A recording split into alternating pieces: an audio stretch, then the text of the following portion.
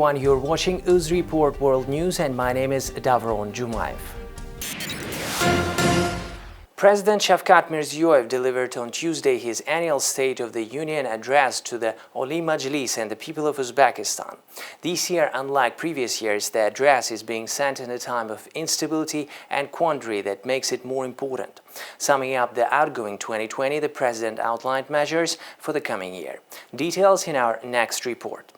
Today, President Shavkat Mirziyoyev has delivered his annual State of the Union message to the Oli Majlis and the people of Uzbekistan. This year, unlike previous years, the address is being sent in a time of instability and quandary that makes it more important. We are well aware that today all of humanity is experiencing a global crisis due to the coronavirus pandemic. This is the biggest global disaster in a century, the President said. According to the latest data, more than 81 million people in 191 countries have contracted COVID-19. Over 1,765,000 died. The pandemic has crippled the global economy, costing it $400 billion a month. To date, 500 million jobs have been lost worldwide. The unexpected menace has brought humanity to its knees. Moreover, natural disasters and man-made disasters in Bukhara and Sardoba became another test for Uzbekistan. However, thanks to the unwavering faith, selfless work and steadfastness of Uzbeks have shown its results. From the first days of the pandemic, the entire management system, all medical institutions were transferred to emergency operation. 30,000 medical beds were set in the city of Tashkent and the regions. Medical institutions are provided with all necessary medicines, modern means of protection and diagnostics. Over 200,000 medical workers, as well as 150 foreign highly qualified doctors and specialists were involved in the fight against the pandemic, continued President. Mirziyoyev said that the government has channeled nearly $8 billion to mitigate and eliminate the consequences of the pandemic. Particularly, the newly formed Anti-Crisis Fund has received over $1.5 billion from the state budget to support the population and business suffer from COVID-19. The state-owned enterprises and more than 500,000 business entities, as well as 8 million people, were given loan referrals and financial assistance totaling $6.3 billion. The Uzbek president thanked the international organizations that actively collaborated in repatriating Uzbek nationals and stranded abroad due to the global pandemic. I would like to express my gratitude to the leaders of the United Nations, the World Health Organization, international financial institutions, the leaders of Russia, China, the United States, Turkey, the United Arab Emirates, South Korea, Japan, Germany, and other countries for the practical assistance provided in the fight against the pandemic. It gives me pleasure to express my gratitude and best wishes to the distinguished ambassadors of foreign countries and representatives of international organizations who make a worthy contribution to strengthening friendship and cooperation with our country. More than 600,000 compatriots were returned home within the framework of the national movement, kindness and support, with the active participation of our generous compatriots. Over 800,000 low-income families received material assistance for more than $1 billion, reported Mirziyoyev. 2021 yilda maktabga According to Mirziyoyev, preschool age is the most important period of a child's life. This is the period when child's moral and aesthetic ideas and physical qualities are formed. With this in mind, the strategic goal in the coming years should be creating all necessary conditions for full coverage of all children with preschool education. Preschool education coverage set to reach 65% in 2021. By the end of 2023, this figure is expected to soar to 75%. Around $57 million worth subsidies will be spent to create 2,000 non-state kindergartens, while the share of the private sector in this area will increase to 25%. Moreover, remote villages will enjoy opportunities to use alternative forms of preschool education. In cooperation with UNICEF and the World Bank, home-based model of preschool education will be organized for children with disabilities. Some $192 million will be allocated for the construction of 30 new schools, repair and improvement of the material and technical base of 320 schools. $23.9 million will be channeled towards the implementation of the unified unified system of e-education. Mirziyoyev urged to make the quality of education in remote villages similar to the capital city. Teachers who work in a remote school in another district will enjoy a 50% wage bonus, and those who teach in another region will receive 100% wage bonus. Subsidies will be allocated from the budget to stimulate the activities of private schools in the regions. Another issue that will be in the center of public attention will be improving the skills of teachers, stimulating their hard work. Until today, teachers used to undergo training courses every 5 years. From now on, they will be required to improve their skills on a constant basis. The profession of a teacher should become the most reputable and respected in society. The task of the state is to create all conditions for teachers so they would mainly focus on education and self-improvement, said Mirziyoyev. Work will continue to ensure decent payment for teachers, mentors, and methodologists. Roughly $31.6 million will be allocated to stimulate public education workers. The number of state grants for higher education will be increased by at least 25%. The quota of scholarships for girls from low-income families will double. Ties will be strengthened with leading foreign universities, research and innovation centers. According to Mirziyoyev, science and innovation create the basis for the country's development. Work will continue to ensure decent payment for teachers, mentors, and methodologists. Roughly $31.6 million will be allocated to stimulate public education workers. The number of state grants for higher education will be increased by at least 25%. The quota of scholarships for girls from low-income families will double. Ties will be strengthened with leading foreign universities, research and innovation centers. According to Mirziyoyev, science and innovation create the basis for the country's development. The number of doctoral students in universities and research organizations will reach 4,500, which is 3 times more than in 2017. $23 million will be allocated from the budget for these purposes. In addition, around $145 million will be allocated to finance business projects of youth. Buyuk babakalonimiz Abu Ali ibn Sino bundan 1000 yil oldin President Mirziyoyev mentioned the necessity of creating broad opportunities for young people to set ambitious goals and achieve them. Only then children may become a real force able to fulfill the age-old dreams of people. He continued his speech by explaining the upcoming large-scale reforms guided by the idea New Uzbekistan begins at the threshold of the school with the system of education and upbringing. First, it is intended to organize high-quality upbringing and education of the younger generation in kindergartens, schools and universities. The government will mobilize all the forces and opportunities to ensure that they grow up physically healthy and spiritually mature, real patriots. Secondly, on the basis of modern knowledge and experience, national and universal values, it is planned to educate young people who have independent thinking, the best human qualities. Third, the government will pay particular attention to training of modern and popular professions, developing entrepreneurial skills. A holistic and continuous system will be created, in which from the moment of birth until the age of 30, a young person will be provided with a comprehensive support and assistance so that he can take a worthy place in life. Mirziyoyev expressed how pleased he was with the bold ideas and initiatives expressed by youth at recent meetings in Kashkadarya, Khorazm regions, and Chilanzar district of Tashkent. In order to continue the work we have started in these important areas and raise it to a new higher level, I propose to name the coming year the Year of Youth Support and Public Health Promotion, said Mirziyoyev. keyingi yildan boshlab 15 yoshgacha bo'lgan bolalar. According to President Mirziyoyev, a key priority in the coming year will be given to the healthcare system and the fight against the COVID-19 pandemic. Some $287.5 million will be funneled to develop the sector as well as to implement vaccination activities. Additional $200 million will be allocated for establishing modern laboratories. Starting from 2021, 7 types of vitamins and parasitic drugs will be distributed free of charge to pregnant women and children under the age of 15. That means that around 11 million people will receive free vitamins and medicine in 2021. An approximate amount of $9.5 million is planned to be spent for these goals. By providing free iodine, iron, folic acid, vitamins and anti-parasitic drugs to women and children, we hope to reduce the incidence of anemia by 25%, said Mirziyoyev.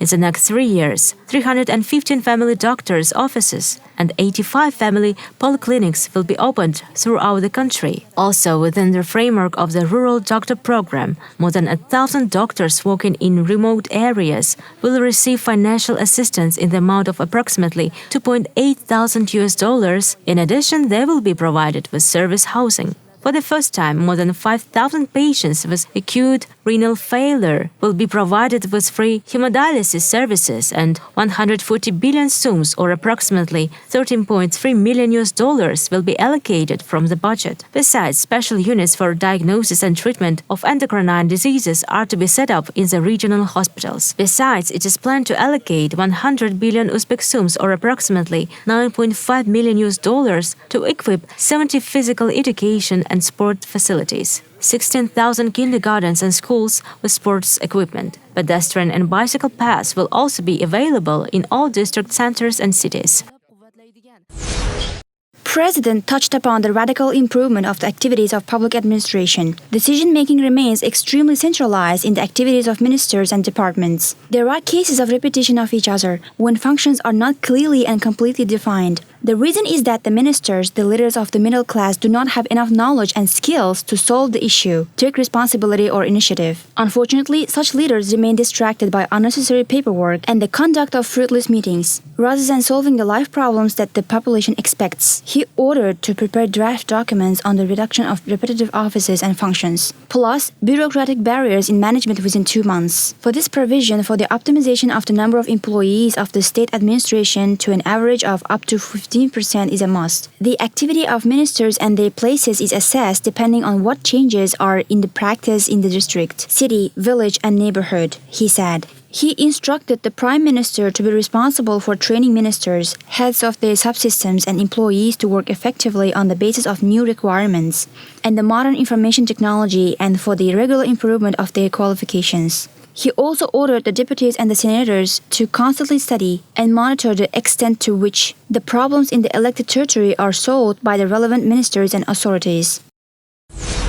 2021 is set to see an important political event in the life of Uzbekistan and its citizens. The Central Election Commission was tasked to pay particular attention to the organization of the upcoming presidential elections at a high level on the basis of national legislation and generally recognized international democratic principles. Mirziyoyev said that the work will continue on the implementation of the recommendations of international observers at the last elections. I'm sure that this important political campaign will demonstrate the steady growth of political and legal culture, the expansion of the worldview, and the strengthening of the civic position of voters, all our compatriots in the new Uzbekistan, said Mirziyoyev. I think that our parliament, political parties, non-governmental organizations, our wise older generation, and initiative youth will express their views on the priorities set out in today's address, he added. According to the president, Uzbekistan has enough natural resources, forces, and potential to achieve its goals. He also named problems and shortcomings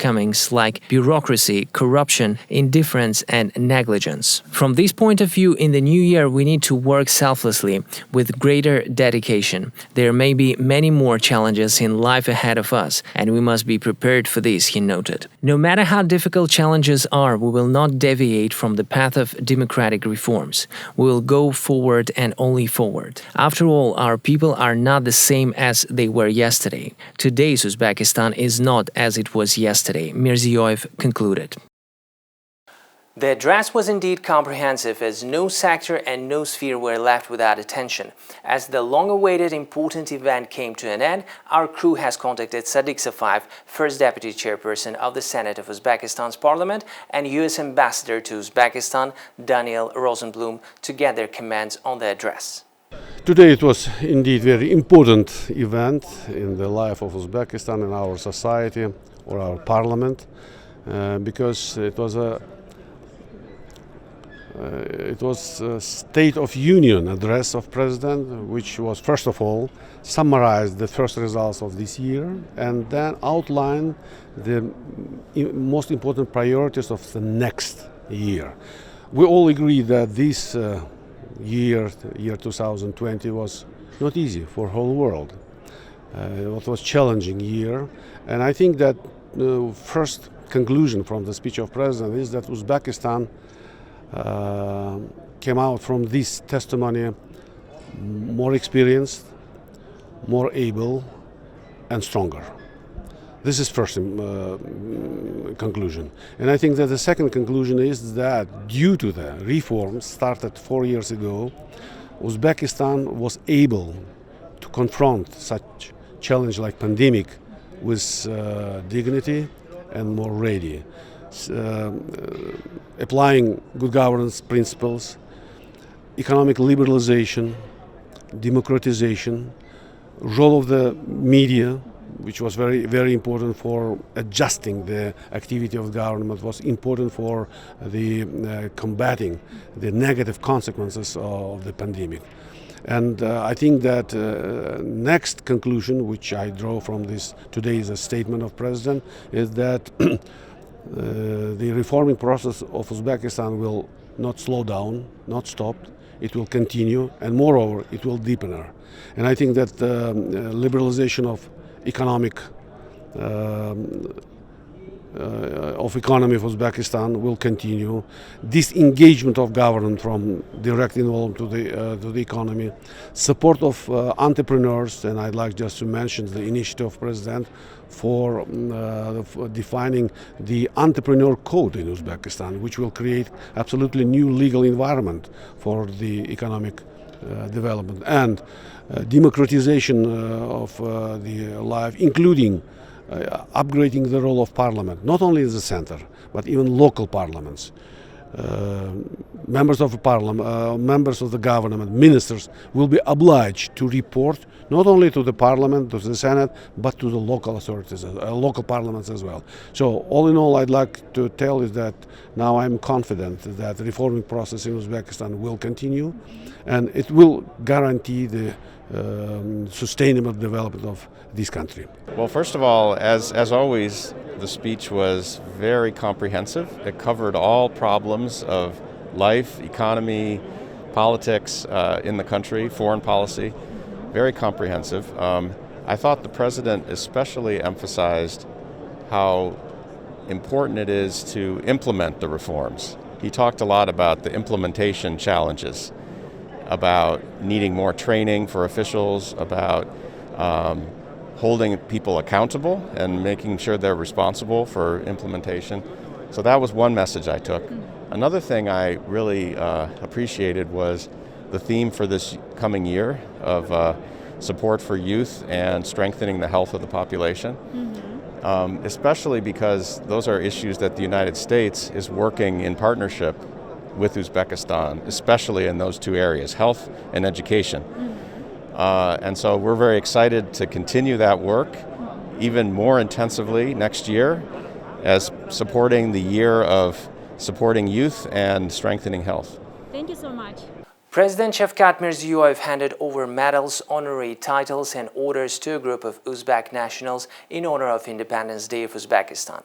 The postponed award ceremony was held 3 months later due to the coronavirus pandemic at Koksaray residence.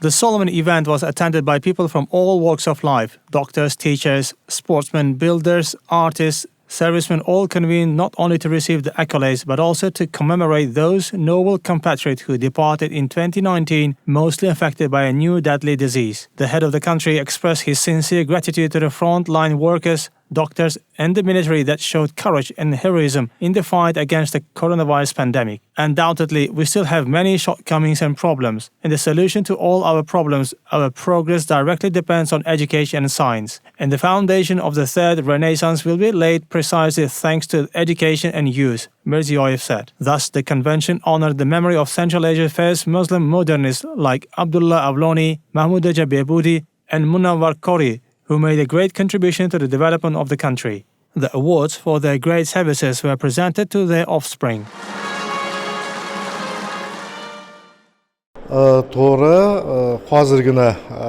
Yesterday in the Cabinet of Ministers, I received my prize. Today, I'm holding an award which belongs to Munawar Kori. I believe that this accolade belongs to all their Jadids. We could have seen, if they had not become victims of repression, we could have seen the fourth renaissance after third.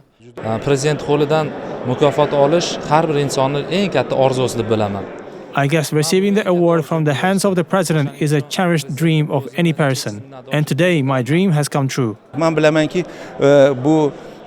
This award is a merit of all Uzbek medical workers. The doctors have been toiling day and night and are always ready to rescue anybody, anywhere. The Ministry of Health of Kazakhstan is ready to supply the American vaccine to Pfizer. Pfizer's vaccine is twice as expensive as the same vaccine produced in the Russian Federation. At the same time, today we signed a non-disclosure agreement with Pfizer and are ready to deal with the delivery of these vaccines to the territory of Kazakhstan by issuing special documents. Everything will depend on the production capacity and the ability of this company to supply the drug to the territory of the Republic, Deputy Health Minister Shuranov said.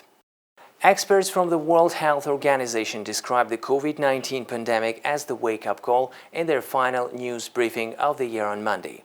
Mike Ryan, Executive Director of the WHO's Health Emergencies Program, said that though the pandemic has been very severe, it could be followed by even more lethal infections. And I will say one thing, and it may come as a shock to people, this pandemic has been very severe. It's spread around the world extremely quickly. It has affected every corner of this planet. But this is not necessarily the big one. This virus is very transmissible, and it kills people, and it has deprived so many people of loved ones. But its current case fatality is reasonably low in comparison to other emerging diseases. This is a wake-up call. We are learning now how to do things better, how to do science better, how to do logistics better, how to do training better, how to do governance better, how to communicate better. We've developed a whole new science of infodemiology and advanced behavioral science in this way. So I think from our perspective, the planet is fragile. We live in an increasingly complex global society. These threats will continue. If there's one thing we need to take from this pandemic with all of the tragedy and loss, is that we need to get our act together. We need to get ready for something that may even be more severe in future. In this, we must honour those we've lost by getting better at what we do every day. Thank you. In recent days, videos of emergency incidents have been distributed on the internet. In Surkhandarya region, citizens lit tires in protest because of the power outage. And in Kokand, women blocked the road due to the lack of gas. In Navoye and Fergana regions, artificial Christmas trees caught fire. And in Termez, it fell down. My colleague has more. On Sunday, a Christmas tree burned down in the center of Navoye, near the regional administration. The cause of the fire could be a short circuit of electric cables. The new Christmas tree has already been installed. Such incident happened in Fergana as well. Firefighters eliminated it within 5 minutes. In Termez, on December the 26th, a strong wind brought down the main decoration of the city. Repairs were carried out on the day. In addition, on December the 27th, the residents of the Surkhandarya region blocked the road and set fire to tires due to a power outage. According to the district administration, on December the 25th, the central transformer failed, which led to a power outage in the Mahalla. As a result, 545 households and 165 apartments were left without electricity. A new transformer was installed the next day. Negotiations over an investment deal between China and the European Union have been stuck for years, but according to EU officials, an agreement is likely to be clinched this week. The deal would give the bloc's firms better access to the Chinese market, better competition conditions and protection for investments. On Tuesday, a Chinese Foreign Ministry spokesman said the lengthy negotiations had made huge progress. The discussions over the China-EU investment deal are the most important item on the agenda for us now. Through the efforts of both parties, the discussions have achieved great progress and the prospects are promising. We hope the deal can come to fruition at an early date and provide robust and systematic guarantees for China-EU trade cooperation and bring tangible benefits for companies and people from both sides. But even if a deal happens, hammering out the legal details could take months, and EU officials have said full implementation could take around a year. Talks ground to a halt in 2014 as the bloc accused China of failing to deliver on promises to lift investment curbs. That was despite a pledge by Beijing to open up the world's second largest economy. U.S. President Donald Trump is facing his first potential veto override weeks before leaving office. The U.S. House of Representatives on Monday voted to reject the president's veto on a $740 billion defense bill. The measure easily got the two-thirds majority needed to pass. Texas Representative Mac Thornberry from Trump's own Republican Party rallied for GOP support ahead of the vote. Madam Speaker, I continue to support this bill, as more than 80% of the House did just 20 days ago. It's the exact same bill. Not a comma has changed. The yearly legislation covers a host of defense issues, including a pay raise for U.S. troops. It's been passed by Congress every year since 1961. But Trump vetoed the bill last week, laying out a list of objections, including a provision to remove the names of Confederate generals from military bases. The measure now goes to the Republican-led Senate, where it's expected to pass and mark the first overturn of a Trump veto in the final days of his term. But the president found support in the House on another spending bill. Lawmakers voted to meet the president's demand to boost COVID-19 relief checks to $2,000. Trump signed a massive spending and relief bill Sunday, but complained about the $600 earmarked for relief payments, asking for more. Although the measure passed in the House, it faces an uncertain future when it goes to the Senate later this week. Republican lawmakers have complained the higher amount would add hundreds of billions of dollars to the bill. All three major Wall Street indexes are rising this Monday afternoon and even hit record highs earlier. This after President Donald Trump signed a $2.3 trillion pandemic aid bill that will provide economic relief for millions of Americans and will fund the federal government. Here with me to talk about today's market action is Hilary Cramer of Cramer Capital Research. Thank you so much for being with us. Oh, it's a pleasure to be here today. Hilary, we finally have a stimulus package and investors seem to be pleased. What are your thoughts on the $900 billion and how supportive will that be for an economic recovery? Well, there'll certainly be a jump up in the economy, and that's why it's called stimulus, because there's going to be a payment that everyone's going to receive, and that payment will go right into being spent for everything from food to rent to even some non-necessities, but it still means the economy is running. However, we have this dichotomy, we have this absolute disconnect between the stock market, which continues to hit new highs and has created this schism between the wealthy who have become the uber wealthy and those that don't have money. And so it's, in reality, we're not really solving any problem. And we're not solving a problem. Yes, would 2,000 have been better than 600? Yes, of course it would have been. But at the same time, we need people to go back to work.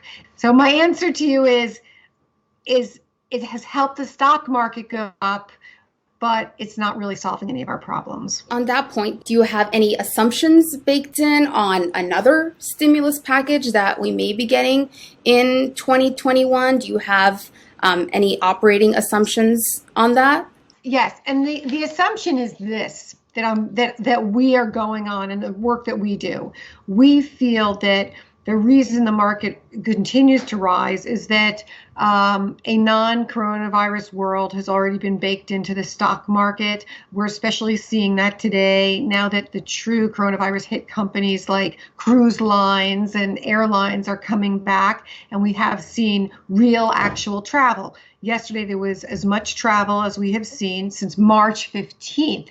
To me, that's really good news. And, it's also been the experts have told us it's not the airlines and traveling that's making people sick. It's by not conforming to mask wearing or not being careful in small groups. So those are all good things. However, we think, and what we're baking into our assumptions is that, and it wouldn't matter if it were President Trump, and it doesn't matter if it's Democrats, President Biden, we have to see and will see taxes rise. It's just inevitable because we are spending massive amounts. Anyone who wants to kind of get a sense of it, in 2008, when we had the financial crisis and we were at the meltdown of the entire global financial banking world, truly, we had $1 trillion stimulus.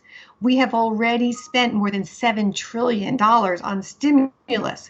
We are going to see Treasury yields stay down low at 0% forever. Matter of fact, that's why our strategy is to buy banks, because the banks are making so much money. They borrow at 0% and a mortgage is at 3%. So they're making plenty of margin there, but the banks haven't participated in this incredible rally that anything that has the last name of cloud in its title, has accelerated.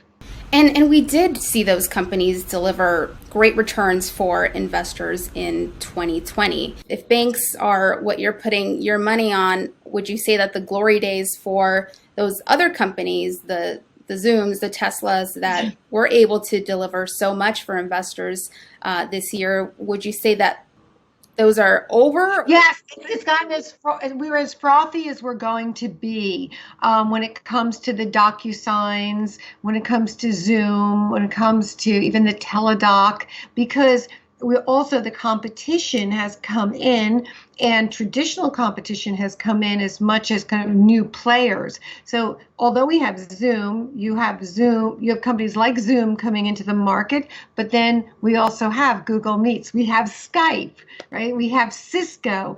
And so there's just too much competition, and there will be a time that our worlds will change. Now, commercial real estate may see an unbelievable, historic crash because there are companies that have no intention of ever going back to work, but it's not because of coronavirus, but because corporations have discovered that they can, the cost and overhead of having real estate and maintaining it is such an expense unto itself. So we may see that there, but we're not going to continue to see every cloud software company and every coronavirus company continue to rise simply because it's a play on a new lifestyle. Yeah, and would you say that there are any companies that maybe people thought were gone for dead this past year, but that you would now think that they're undervalued and there's room for growth from here on out?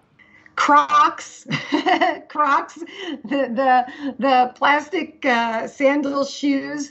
Crocs has done an amazing job coming back, knowing how to advertise. Crocs is so popular again with the younger generation, and Wall Street thinks it's over and done, and they're not realizing what's going on, which is that how sales are done today. I think that there's been all this kind of focus on advertising on Facebook, but when, as you know better than anyone, Yahara, it's really about TikTok. Dunkin' Donuts is so popular because of the Charlie drink, a person who's on TikTok and followed by everyone, and Crocs, and so much has changed in the way advertising has taken place, and what was considered new advertising, which is on Facebook and Instagram, is really old world advertising now. We're in a whole new paradigm moving forward, and the investors who are queuing into that are the ones that are going to make money. So